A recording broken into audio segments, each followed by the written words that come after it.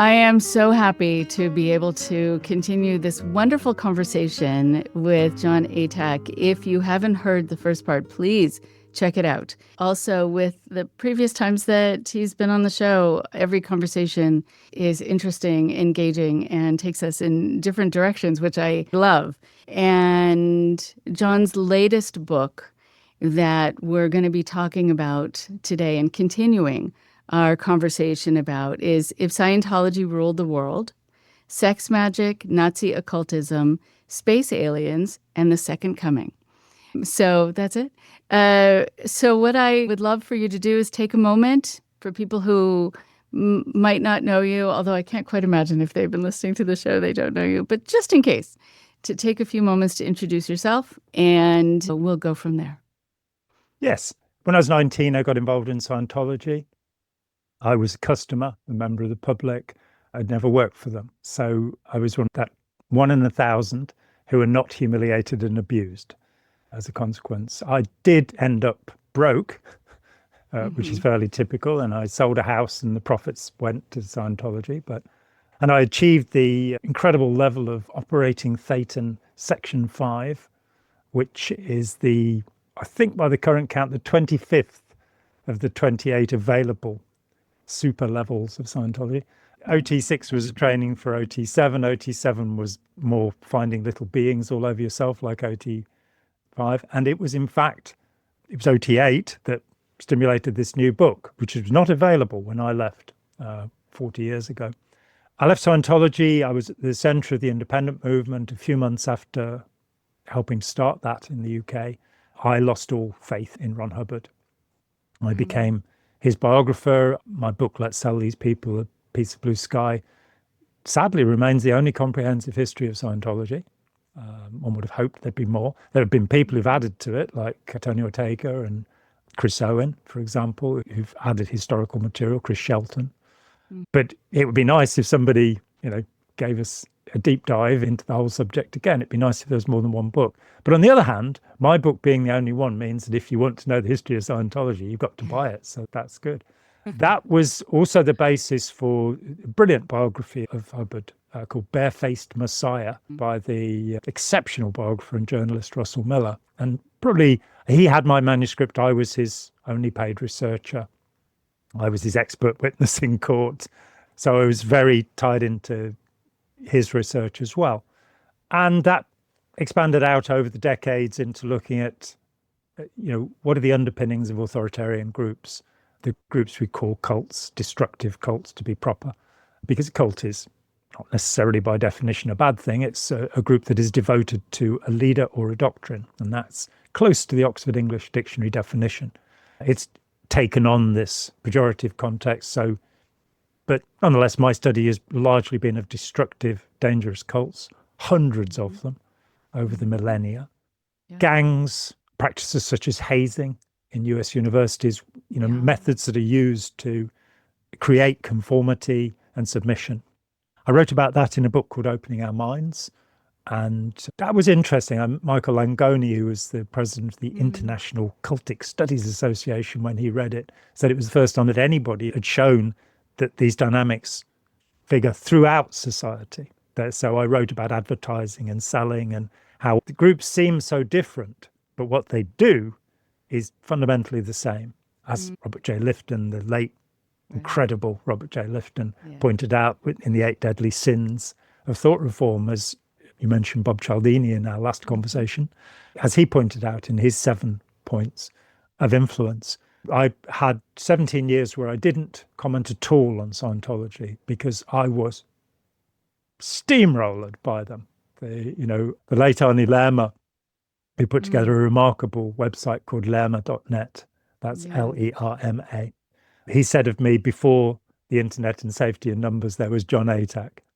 And that's, there were a few others, but there weren't many of us. And then the internet and Alt Religion Scientology, the ARS message board, bang, there were thousands of people who, because they could cloak themselves in anonymity and therefore hopefully not suffer the daily harassment that I suffered, that everything started to go against Scientology finally. And I, by then, had put thousands of pages of material, including their 800-page intelligence training pack. I'd made those things available, and that sort of carried on without me. And then in 2012, I came back. I came back because I did a BBC show called Big Questions, and Scientology I didn't even get a lawyer's letter. It was like, what's happened to them? You know, they'd have been marching up and down the street with placards 17 years ago when I was last doing this.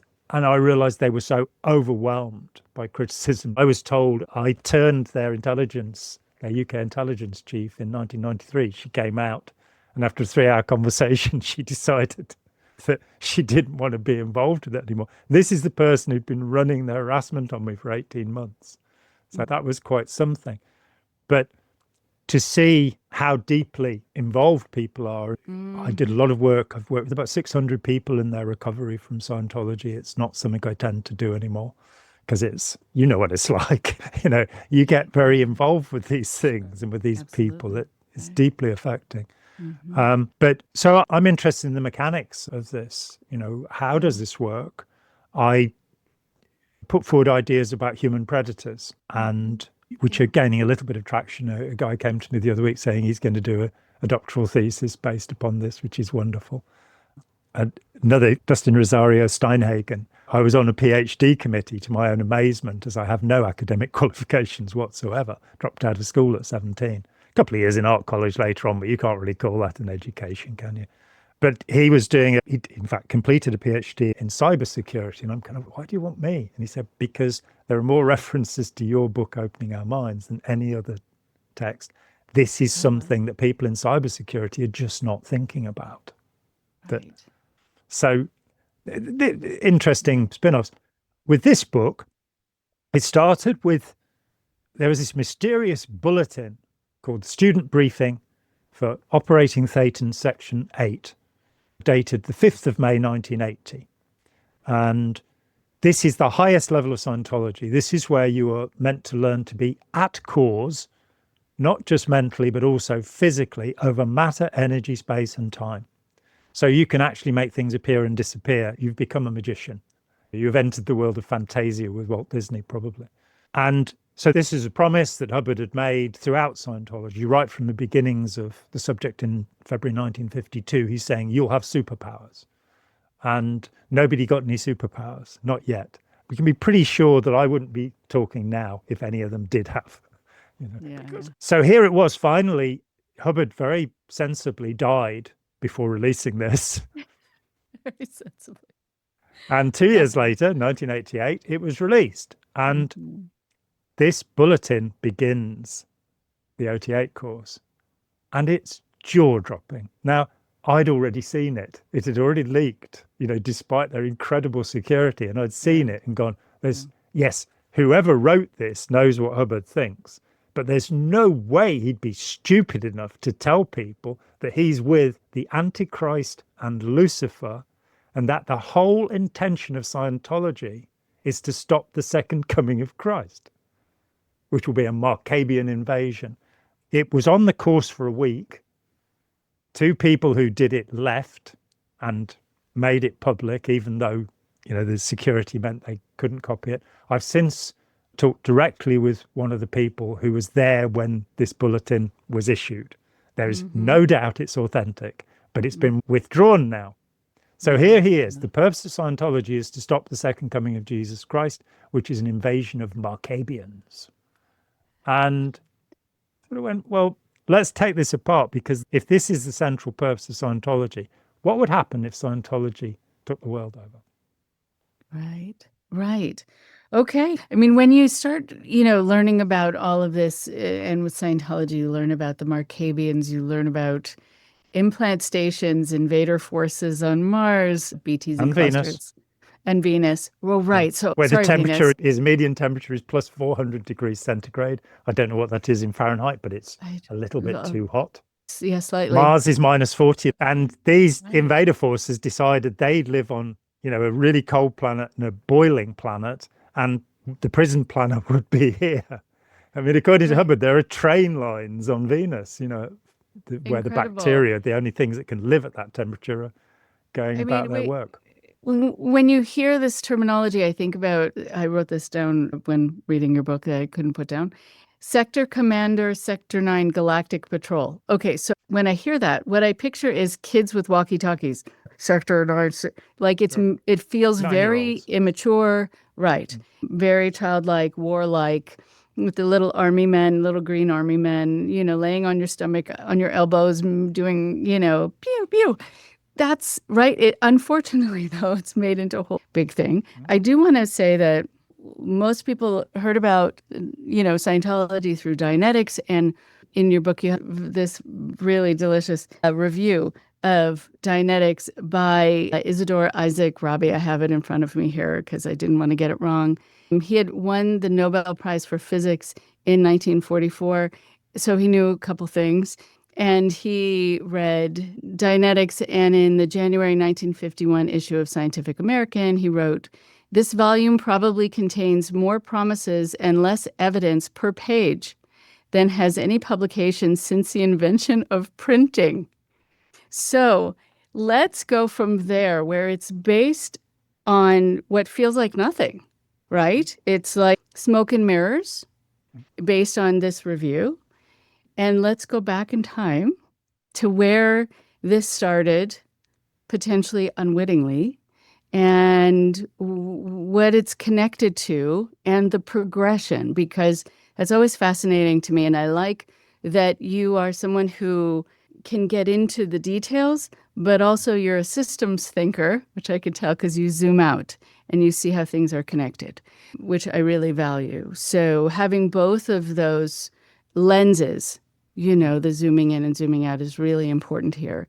So let's go back to Madame Blavatsky, if you don't mind. Madame Blavatsky. Well, let's go back before Madame Blavatsky. Oh, let's go yes. to 1882. The year is 1882. I remember it well. And there's a man called Ignatius Loyola Donnelly, who will 4 times sit in the US Congress for 4 terms. He was the author of 3 books. One of them was one of the early books proposing that Shakespeare didn't write Shakespeare, which is a very popular idea, and it still is. We won't get into that. We talk about that for hours. I'm fascinated by that too. But he was one of the people putting forward the idea that somebody else had written this. I only care that somebody did write it personally. That's the important thing. But he also wrote a book saying that the Viking gods were real. And in 1882, he published a book which I think is called Atlantis, the Lost Continent. And this is an amazing idea that he's got hold of. There are only, historically, the only people who've ever mentioned Atlantis before this, I believe, are Plato, the philosopher, and Herodotus, the historian. Plato twice, in 2 different essays, mentions Atlantis. And the story is that I think 9,000 years before, according to an Egyptian priest who's talking to Plato, the Athenians, who of course at that time didn't exist, had fought a war with the people of Atlantis. This is where Atlantis comes into history. It's not really history, is it? 9,000 years ago, Rachel, your ancestors fought a war with Muppets. And no, it's all true. So this guy floats this idea, and the people who live in Atlantis are called the Aryans. Now, I do get into where that word comes from, and that's quite fascinating in and of itself, because it's one of those grabs where pseudoscience grabs a term. If you talk to people in the New Age about quantum entanglement, for example, and you understand they haven't got a clue what it means, but nonetheless, it sounds sciencey, and that's a really big thing. So Madame Blavatsky is already relatively well known and has this incredible past. One of her biographers said she was the most learned, if not the wisest woman of the 19th century. And I think that's a good summary. She was an amazing intellect, not like Ron Hubbard. She really had read a huge amount of material. She spoke, by my count, 9 languages. Yeah. And she had studied with secret teachers among the Sufis, the Freemasons, the Rosicrucians, Indian teachers. There are Mahayana Buddhists who say that her grasp of Mahayana is excellent. And she poured all of this stuff together and smoked a huge amount of cannabis and therefore rambled. And there's this 1,500-page book in 1888 called The Secret Doctrine. And I had terrible trouble with this. I spent about 4 months where I was trying to understand this as I was writing the book. And then one day the penny dropped. And I realized that the ideas are actually really simple. But if you smoke a lot of dope and then say it. So her idea is that it's anti-Darwin. Darwin has, and before him Charles Lyell, have really upset people by saying, oh, Bishop Ussher, when he said that, he's counted up the dates in the Bible and worked it out, and God created the earth in 4004 BC. And Lyell had come along and said, I think it was more like 100 million years ago, looking at the striations of rock. And then his pupil, Darwin, comes along and says, and we evolved, along with Alfred Wallace. We shouldn't ever forget Alfred Wallace, who independently, and who was a spiritualist, by the way, which I don't really get into in the book. There you go. So the whole establishment is having a problem with this. Oxford and Cambridge universities, their dons are not allowed to teach Darwin. So, and there are all sorts of, Norman Cohn wrote a brilliant book called Noah's Flood, I think, where he talks about he shows you this turmoil that's happening in the academic world, where everything they teach, to be a don, a professor at Oxford or Cambridge, you have to be a cleric, you have to be a member of the Church of England, you have to be, and now all of this is being questioned. And Blavatsky is part of the movement among, let's call them mystics, I'm not really sure it's the right word, to say, no, this isn't so. She therefore puts forward her idea, which is that somewhere between 200 and 300 million years ago, intelligent life began on Earth. Now, our latest estimates for Homo erectus is 2 million. For Homo sapiens, when I was a kid, we were 40,000 years old. We might now be between 300 and 400,000 years old. And we've got a bit of Denisovan and a bit of Neanderthal in us. And this is all scientifically verifiable now. You can add everything together with carbon dating, with DNA, and you can find out from the mitochondrial decay, if you want to get into that with DNA, when these things happen. But she says, no, it wasn't 300,000 years ago. It was 300 million years ago. And the first beings were incorporeal. They didn't have any physical form. And because they were sinful, gradually beings became more solid. And an idea which Hubbard will reflect on in his own way. And you then get a series of races. She calls them root races. The word root is not really particularly necessary. And the next lot actually reproduce by dividing. So they're kind of spiritual beings with some tangible form now because they can divide, and they're kind of like amoeba. They divide to multiply. You then go through a series of these races until you get to the fifth root race. This is the Atlanteans. And she picks up this myth of Atlantis, which has no basis in history, no basis in archaeology whatsoever. It's just the rambling of a guy who's in the US Senate, fundamentally, and with the name Ignatius Loyola, is presumably a Catholic, unless his parents are feeling mean, I don't know. So we have this random idea. She then has, that however many million years ago, and there's a little chart in the book for anybody who wants to see, a couple of million years ago, there were these super beings, the Aryans, who had electron powers. The word electron has just come into the language in 1888. Max Planck and his friends are going to be playing with it. And so they are a race apart, and gradually stories start to develop around them. From Blavatsky, and she talks, for example, about, if we're going to check facts, she predicts things for the future that haven't happened, and she explains the past in ways that are not substantiated. So, for example, for 1 million years, a war was fought in the air, and a terrible war. And I kind of look at that and I go, well, look, if you walk over any of the battlefields of the Civil War in the US or of the Civil War in the 17th century here in England, you will find them littered with lead, with shot. How were they able to have 1 million years of war? These wars each lasted 4 years. How are they able to have 1 million years of war and not leave any trace? And of course, they didn't have aeroplanes because in Blavatsky's time they didn't have aeroplanes. So these were all dirigibles. They were all balloons, which for a million years were fighting each other. It's like, oh no. So she develops these ideas, and there's a man called Dr. Franz Hartmann, who's a fascinating character. I tried to get in touch with the newly formed Hartmann Society, who are now promoting his works, and I received responses from their email address telling me that the people I'd written to were nothing to do with it, which was kind of weird that the email address for the society was referring it off. And I said, look, I've gone through 4 of his books to try and understand this. And it seems to me he was very intelligent, quite decent, and from my perspective, misguided in his thinking. But he seemed like a decent person. How come this man, who was one of Madame Blavatsky's closest friends, was the head of one of the 2 German Theosophical societies, how come he was a founder of the Ordo Templi Orientis, the sex magic society? How does that fit together? They didn't answer. So I'm afraid I'm stuck with that. This guy, Dr. Franz Hartmann, fascinating character. He's a Bavarian doctor. There is some question as to whether he ever qualified as a doctor, but he worked as an eye surgeon in Colorado for 12 years. Got involved with spiritualism, but they're all fakes. I can see what they're doing. Then read Blavatsky and went, this is what I want. And I think that would have been Isis Unveiled, her first major book. He went to India to meet her. That's how serious he was. And this isn't like, you grab a plane and hop over there. This is weeks of travel to get there. And they became great friends.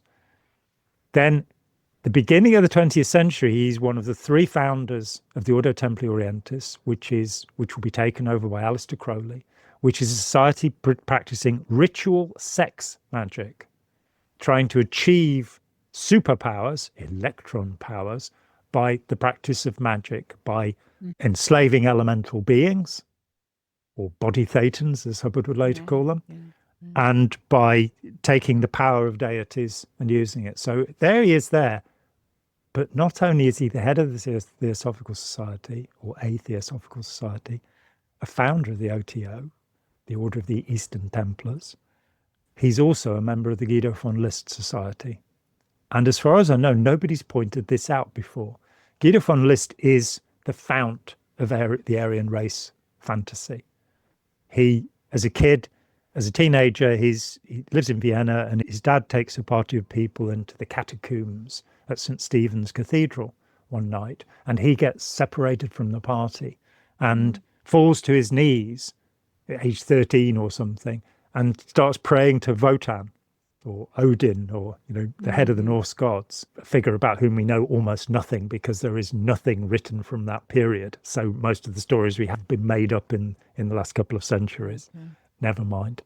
And he vows that he will build a shrine to Wotan. He then creates this idea, which Blavatsky most certainly hasn't, though she is racist in her attitudes. She is anti-Semitic, but mildly compared to what was going to happen. She believes that, as Carl Gustav Jung did, that the Jewish consciousness is separate from the Christian consciousness in some alarming and strange way.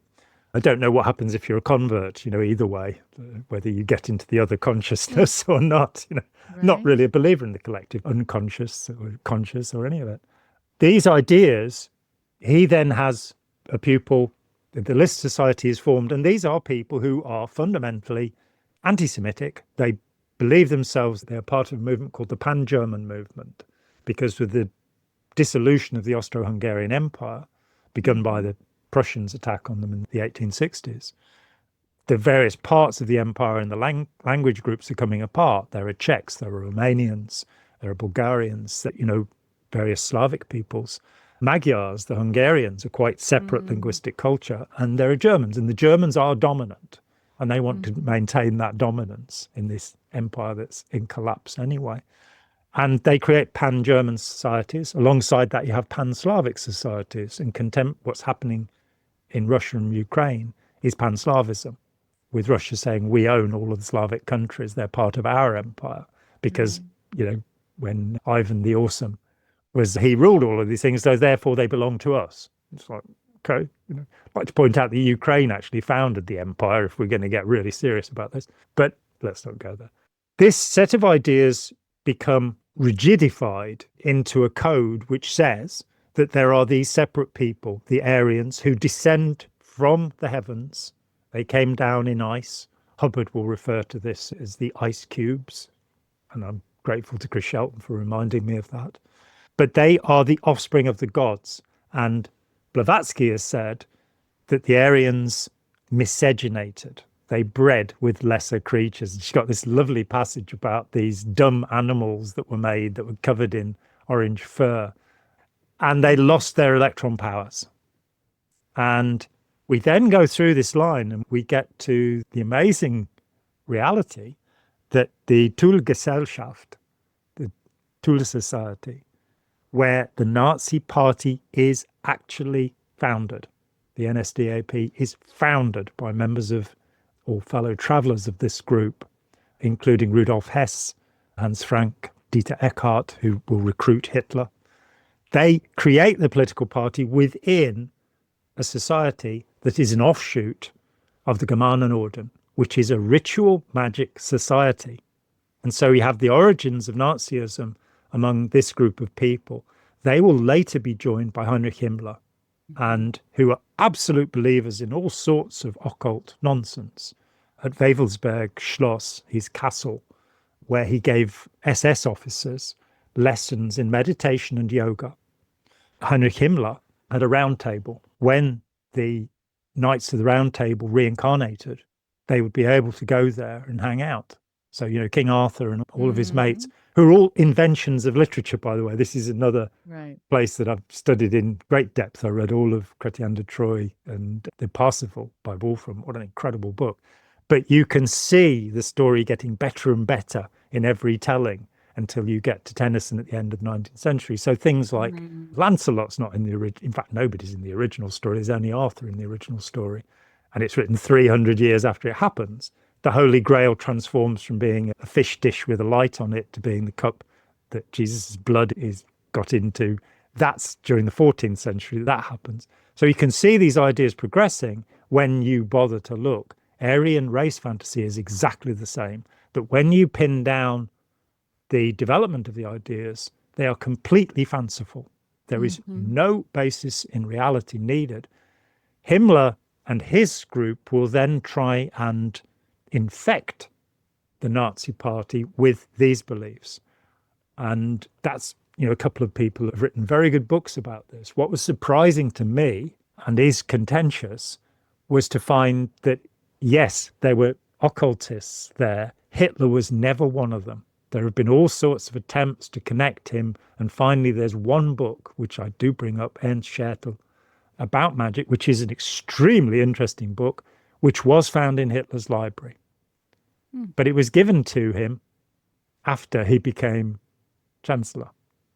So it's not what inspired him to do what he did.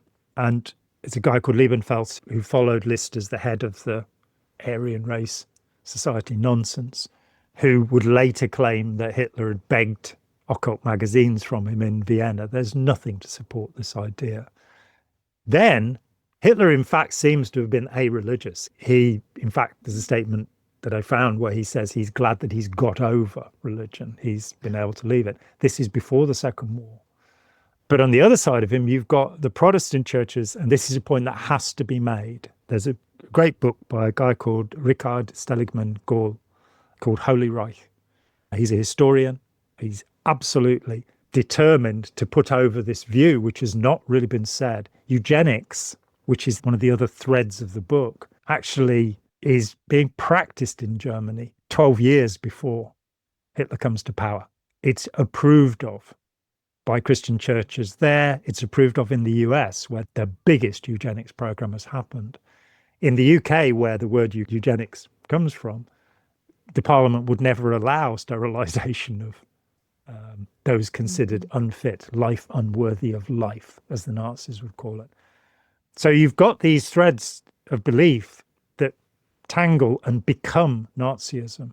But it's worth bearing in mind that the 28 Protestant churches, only one of which, the Confessing Church, was actually Nazi in its origins, are all supported by the Nazi regime and are all willing to believe that Jesus was a Gentile and that his mission was the destruction of the Jews. This is taught throughout Germany through the universities and schools from 1933 to 1945, and within the Christian church.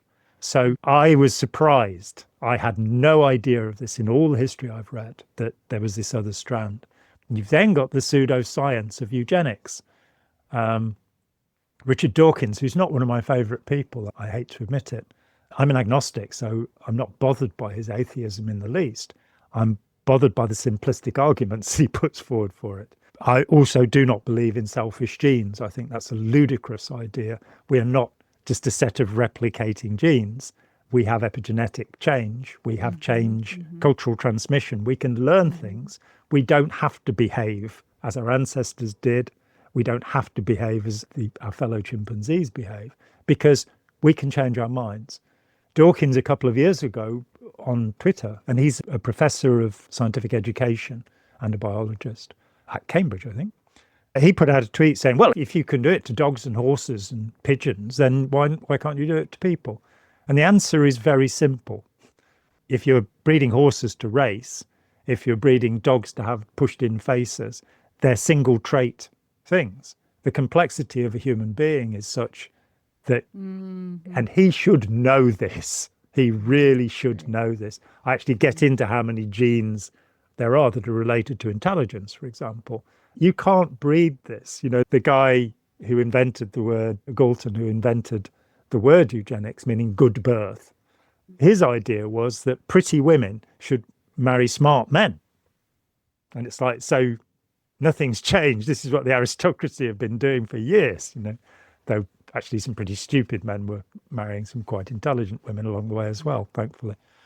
But so this idea of selective breeding, which keeps coming back and is genetically impossible, what was one of many things that was fascinating to me, I found out so much researching this book and was able to synthesize and bring together these ideas. And it fascinated me that this eugenic idea that has been so pulled apart was actually first disproved by the Nazis. And this is something I've not read anywhere. But when you see just how much work they did to prove this idea that the Teutons were different from the Mediterraneanoids and were different from the Semites and this, that, and the other, they absolutely proved that you can't tell. There is no marker. They did fingerprints, ears, skull sizes, blood types, calf muscles, measures that ran into the hundreds of thousands of people. And they were never able to accurately type any of their forms, including the Aryans. But alongside this, of course, Himmler developed the Lebensborn program, where blonde, blue-eyed women, that was the basic qualification for being Aryan, would have sex with SS officers and give birth to children. We don't know how many children, at least 8,000. The most famous of them is Frida with ABBA, the band ABBA. She was a Lebensborn child with an SS officer as her father. But at least 8,000, perhaps 20,000 children were born.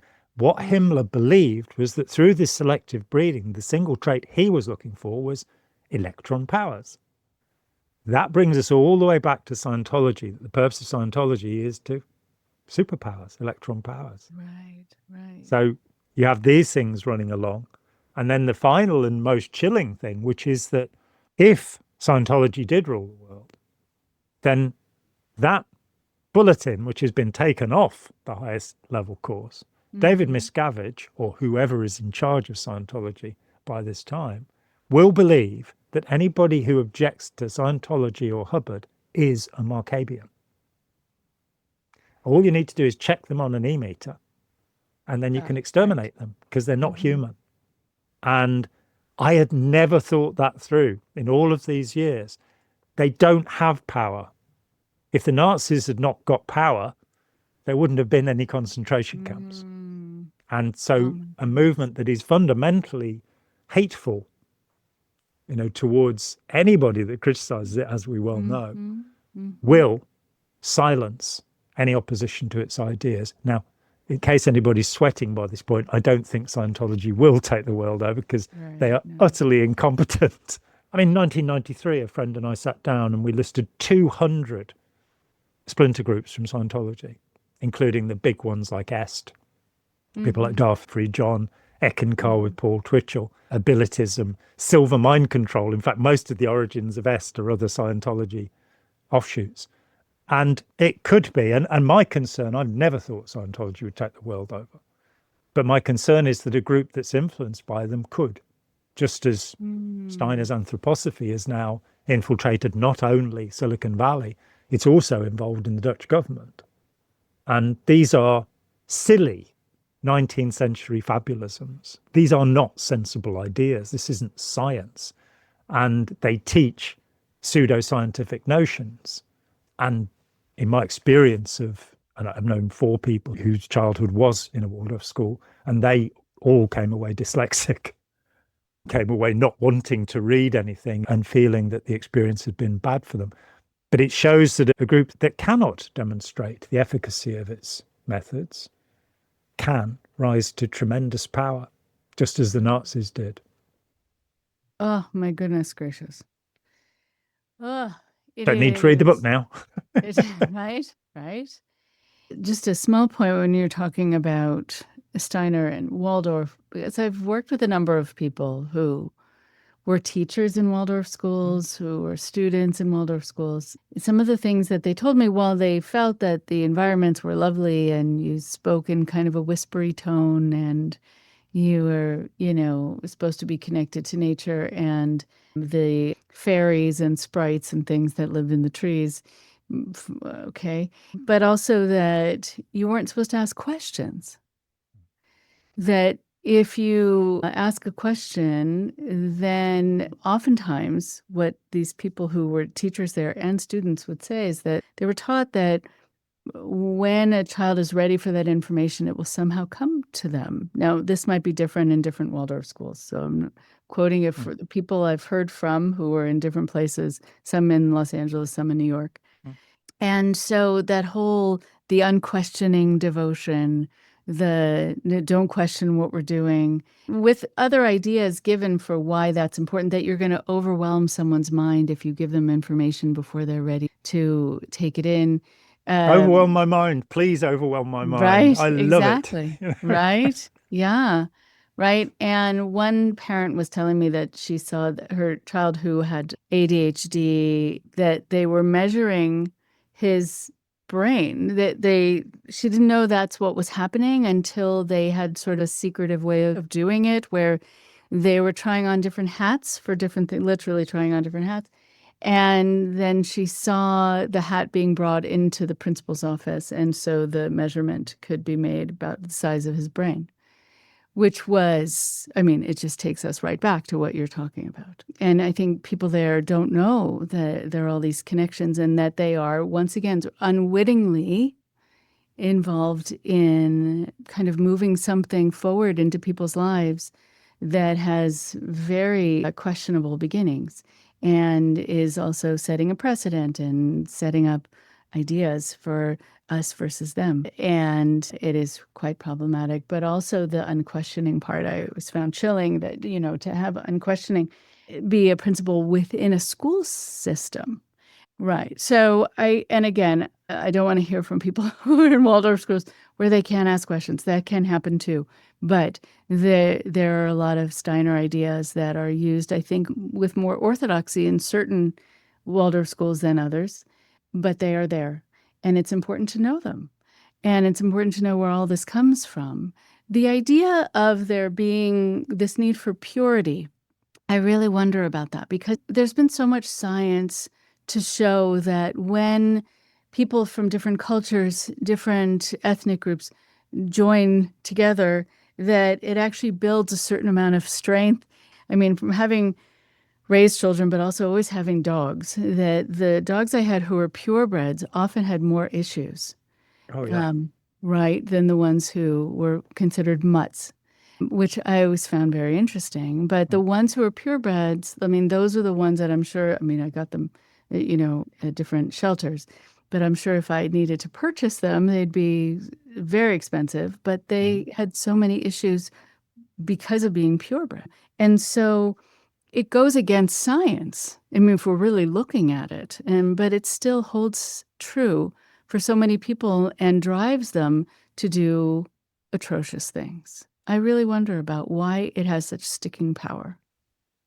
Yeah, it seems, on the face of it, that you're breeding towards something exceptional, and surely that's great. But as you say, racehorses have problems that farm horses don't have.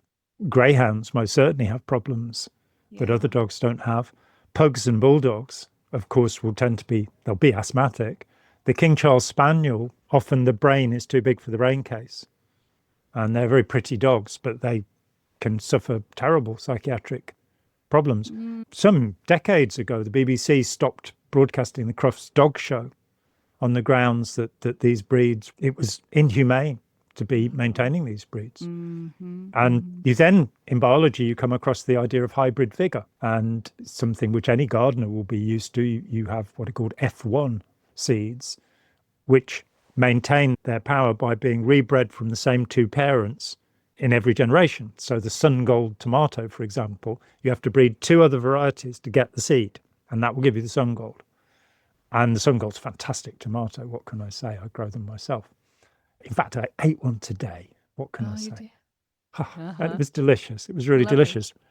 But what you also know is if you pick an apple and you take the seed from that apple, you won't get the variety that you picked. The apple, in fact, does fall far from the tree because it is the male parent that determines, rather than the female, what you'll get. So there you go. There's a cliche gone. But in looking, I read 3 books about eugenics, which was absolutely fascinating. The stupid things that people have believed. And the reality is, Adam Rutherford, he's a geneticist, that's what he does. And he's saying, we've all got Aborigine genes. Everybody. We've got Denisovan genes, we've got Neanderthal genes. This demand for purity, as you say, if you got to it, you'd end up, there's only one species I can think of that is unique, and that's the banana. They may be red and they may be yellow, and they may be small and they may be large, but they're all part of one species, the Cavendish.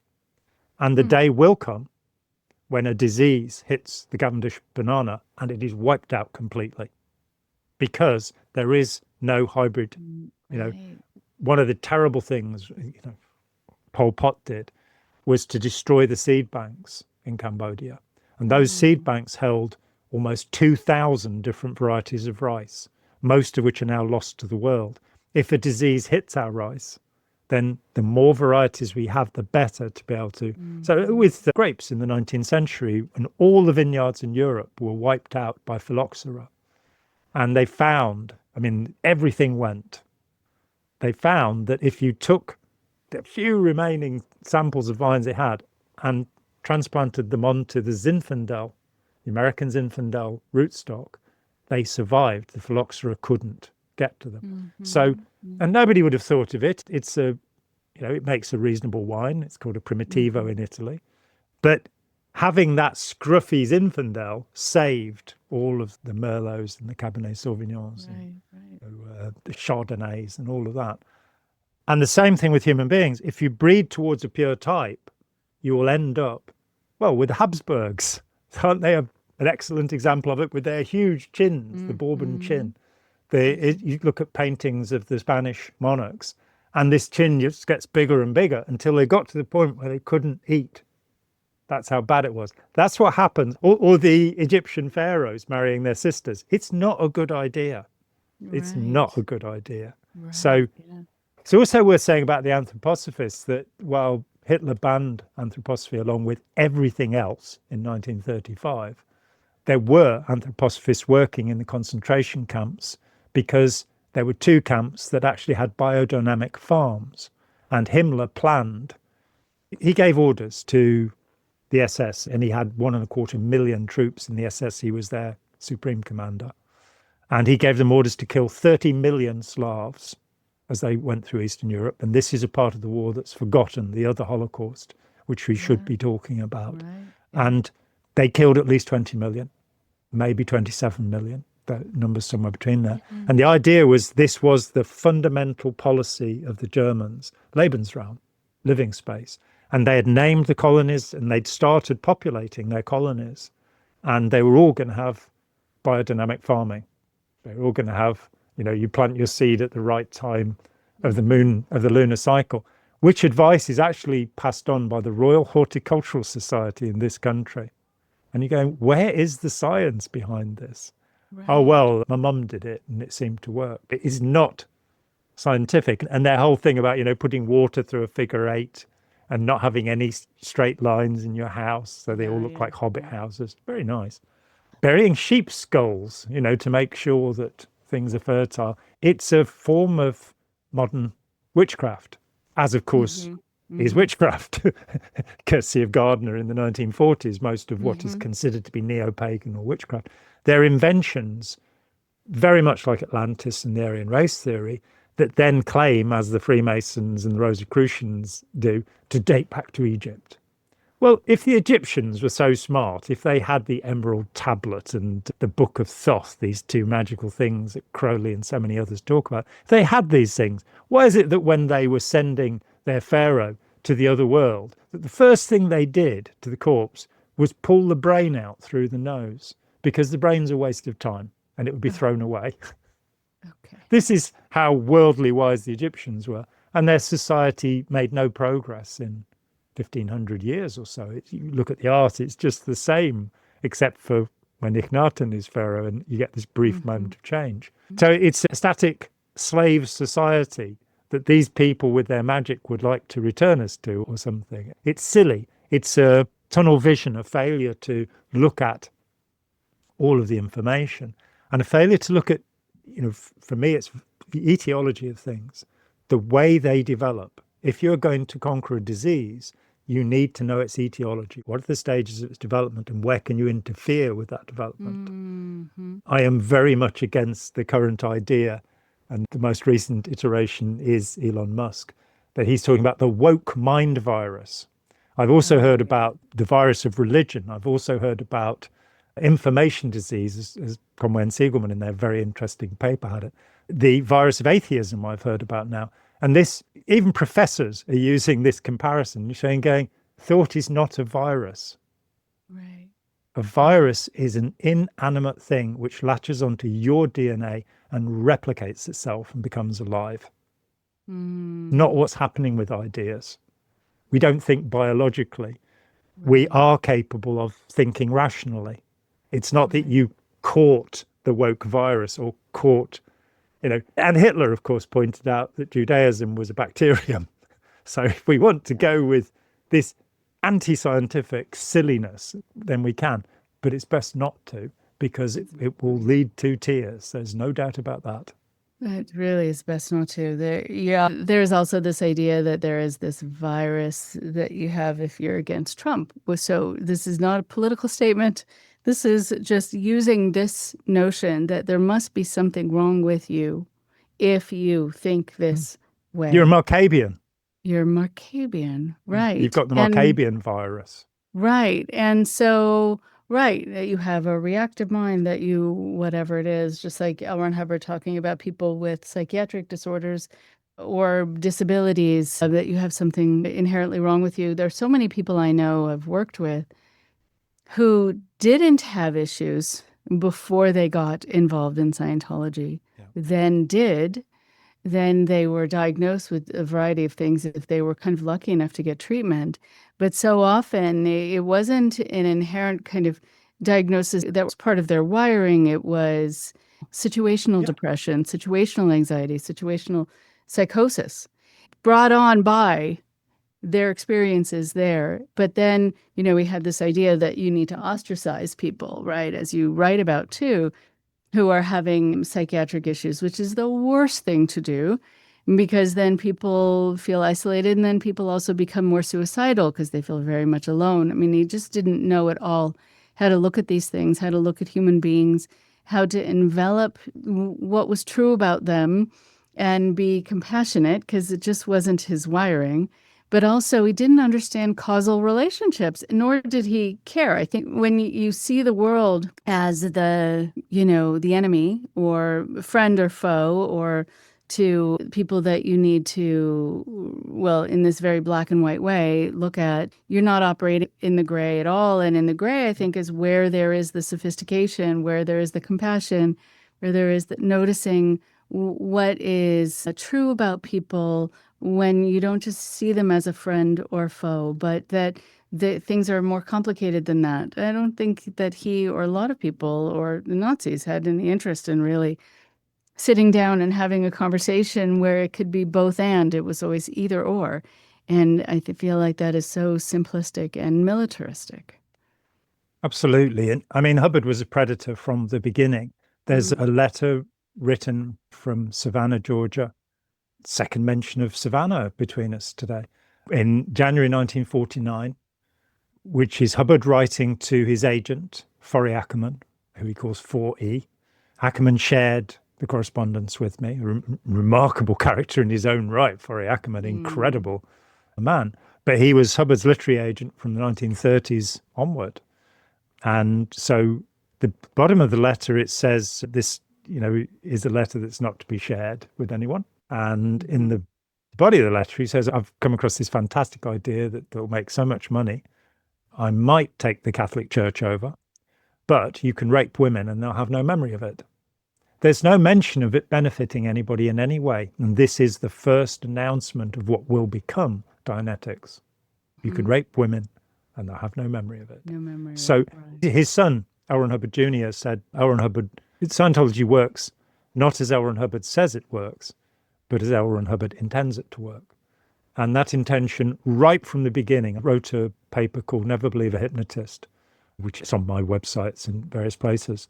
I think there's even a version of me reading it out on my YouTube channel. I don't know why people are interested in that, but never mind. And I just looked at the statements he made in the first couple of years, 50 to 53, about hypnotism. And it was one of those moments in life for me. I'd been writing about Hubbard. I'd already written, let's sell these people a piece of blue sky. And I went, well, let's look at what he said about hypnotism. And I was completely floored to find out that he knew exactly what he was doing. He described exactly how it's done and then did it. And that creating psychological enslavement and then progressing that with his Sea organization to physical enslavement, where you've got people who are not allowed to have children, who work a 90-hour week, are paid a pittance, who eat rice and beans diets, who I interviewed one woman who'd worked with David Miscavige, and she said she normally got 2 hours sleep a night. Well, that will destroy you physically. Yeah, right. That is slavery. That's, and the idea that in Western society, there are these slave camps, and Scientology is not the only group that has them. And because of our protections of religion and the idea of monastic communities, which are largely, from limited experience I have of monastic communities, they do care about the people who are involved there. They don't abuse them. They do pay their national insurance so they can have a pension. Whereas in Scientology, of course, you'd just be thrown out on the street when you're in your 70s with no support whatsoever. That these groups are being allowed to abuse people because legal protection is not offered because of this sort of ascetic religious practice or something. So it's absolutely beyond me, the protection of abuse, that, the Rehabilitation Project Force in Scientology existed all around the world, in Australia, in Denmark, here in England, in America. And nobody ever, went in and said, this is human trafficking. You've got people from all over the world and you've enslaved them. And when Mark and Claire Headley tried to do something about that, they were stopped in their tracks. Yeah, that's horrible. I mean, also the people who are embroiled in needing to pay off their freeloader debt. Oh, God. Right, which is the most horrific thing. After working after slave labor, then they but you're then expected to pay tens of thousands of dollars for the courses you've received in training you to do this. I mean, I had a friend he worked as a treasury secretary in the Los Angeles organization for 20 years or something, Mark Plummer. All he was ever trained in doing was how to do Scientology's finances. And he was moving money into accounts for Ron Hubbard to make sure that he'd be able to get the money. Because it's all, for the good of the cause. But at the end of it all, didn't get any other Scientology. He didn't have any auditing. He didn't train at anything else. He only trained to do this financial thing. At the end of it, they hit him with a freeloader bill for having trained him to do this. And it's like, this is absolutely unbelievable. Yeah. Right. It is. It's so entitled and so superior. And just as we're finishing up, I'm so grateful that you're doing this deep dive, that you are finding out all of this information. It's fascinating. It's very disturbing. It's hard to look at. It's hard to look at especially for me, reading, so much about the Nazi Party. And I actually went to something recently that was to celebrate the fact that there is a performance that happened last weekend here in Los Angeles, an all Yiddish production of Fiddler on the Roof, first since 1915.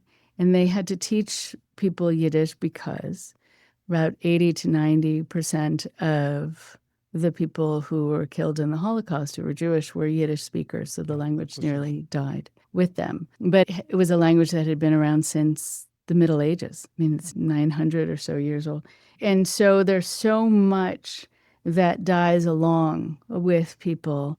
And when we talk about what happens when you get involved in Scientology, people will often talk about their feeling like their personality's been crushed, that part of them, their will, their trust in humanity, their trust in themselves has died. I mean, there are these little deaths along with, so much of the picture that we're looking at here.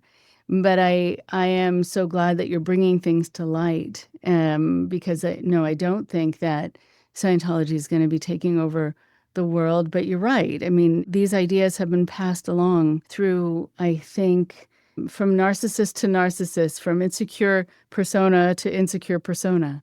And the ones who feel entitled to treat people this way, and the ones who really want to divide and conquer. And they will always be with us. So it is something really to watch out for. It is a cautionary tale, and I'm happy that you're telling it. Thank you. It's important to me. I really strenuously believe that to overcome a belief, you need to understand it. And it bothers me that there are all of these channels, with hundreds of thousands of people on them, talking about the hurt that Scientology caused or other groups caused, and, bringing you up to date on what's happening in the group now, but without getting into how do you get over it?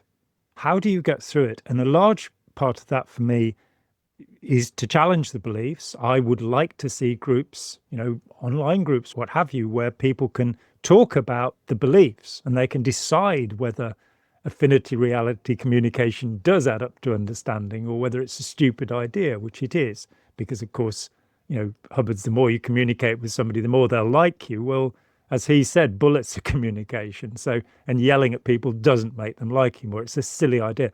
But having people, they need to dig that out rather than me telling them or anybody telling them. They need to go, oh, yeah, he was wrong about that.